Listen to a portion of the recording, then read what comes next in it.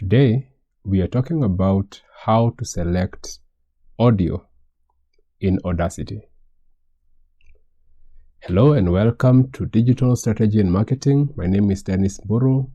Our job is to help entrepreneurs and creative people thrive and do much better. Coming into Audacity, for the audio that is currently in play, which normally means it's blue in color, you can highlight the whole of it by double-clicking. Left-click twice and voila, you've selected the whole audio. You may need to select when you want to duplicate, or even in the course of your editing, when you want to add effects, you may need to select the whole audio, and double-clicking does the trick.